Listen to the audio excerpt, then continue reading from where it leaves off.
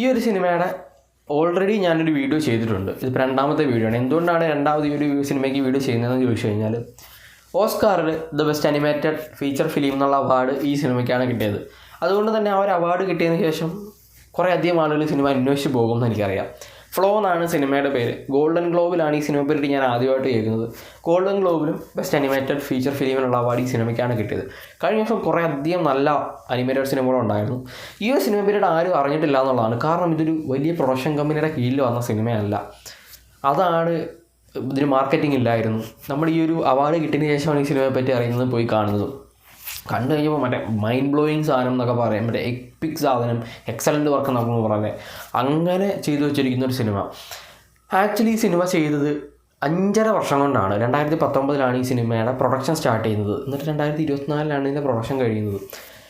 അതുമാത്രമല്ല, ഈ സിനിമ ചെയ്തിട്ടുള്ളത് ഒരു ഫ്രീ സോഫ്റ്റ്വെയർ വെച്ചിട്ടാണ്. ബ്ലെൻഡർ എന്ന് പറയുന്ന ഒരു ഫ്രീ ഓപ്പൺ സോഫ്റ്റ്വെയർ വെച്ചിട്ടാണ് ഈ എൻ്റെ സിനിമ ചെയ്തിട്ടുള്ളത്. ഒരൊറ്റ ഡിലീറ്റഡ് സീൻ പോലും ഇല്ലായിരുന്നു. ഒരു സിംഗിൾ ഡയലോഗ് പോലും ഇല്ലാത്ത സിനിമ. അങ്ങനെ കുറേ അധികം പ്രത്യേകതകളുള്ള ഒരു സിനിമ. ഞാൻ ഈ ഒരു സിനിമ കണ്ടു തുടങ്ങുന്ന സമയത്ത് എനിക്ക് ഈ സിനിമ പറ്റി യാതൊരു ഐഡിയ ഇല്ല. നമ്മളിങ്ങനെ പ്രത്യേകിച്ചൊന്നും അന്വേഷിക്കാതെ ഒരു ഫ്രീ മൈൻഡായിട്ട് എന്ത് കിട്ടിയാലും അത് നമുക്ക് നല്ലത് എന്നുള്ള രീതിയിൽ പോയി കാണുന്നു.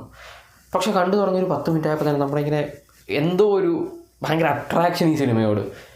ഒരു ഡയലോഗ്സ് പോലും ഇല്ല. അപ്പോൾ ഞാൻ വിചാരിച്ചു ഓക്കെ ഡയലോഗ്സ് കാണുമായിരിക്കും. പിന്നെ നമ്മളിങ്ങനെ കഴിയും തോറും നമുക്ക് ഇതിനകത്ത് നമ്മൾ അഡാപ്റ്റ് ആവുകയാണ്. കാരണം ഒരു കാടിലെ കുറേ അധികം മൃഗങ്ങൾ, ഒരു പൂച്ച. ഈ പൂച്ചയാണ് ഇതിൻ്റെ ലീഡിങ് റോൾ ചെയ്യുന്നത്.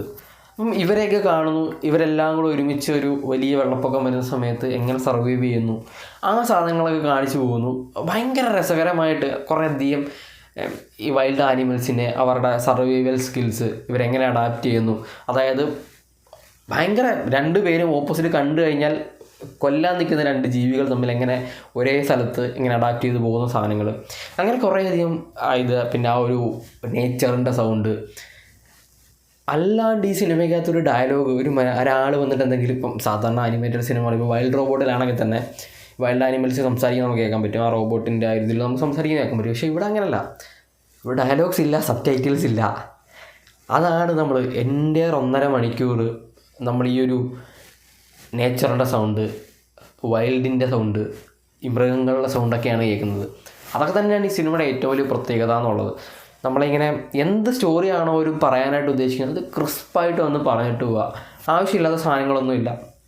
കറക്റ്റായിട്ട് വന്ന് വേണ്ട സാധനം എന്താണോ നമുക്ക് ഔട്ട്പുട്ട് വേണ്ടത്, ആ സാധനം പറഞ്ഞു പോകുന്ന ഒരു അടിപൊളി സിനിമ. അതുകൊണ്ട് തന്നെയായിരിക്കും ഈ സിനിമ ഗോൾഡൻ ഗ്ലോബും ഓസ്കാറും ഒരേ വർഷം നേടിയത്. അത്രയ്ക്ക് ഒരു കിടിലൻ സിനിമ. നമ്മൾ എന്തായാലും കണ്ടിരിക്കേണ്ട സിനിമകളെന്നൊക്കെ പറയില്ലേ. ഇപ്പം ഏത് പ്രായത്തിലുള്ള ആർക്കും കാണാൻ പറ്റുന്ന സിനിമ, അങ്ങനെ ഒരു സിനിമയാണിത്. എന്തായാലും നിങ്ങൾ കണ്ടു നോക്കിയിട്ട് നിങ്ങളുടെ ഒപ്പീനിയൻസ് നിങ്ങൾ പറയാം. പിന്നെ വീഡിയോ ഇഷ്ടപ്പെട്ടാൽ ലൈക്ക് ചെയ്യുക, ഷെയർ ചെയ്യുക, സബ്സ്ക്രൈബ് ചെയ്യുക. നമുക്ക് നെക്സ്റ്റ് വീഡിയോ കാണാം. Bye guys.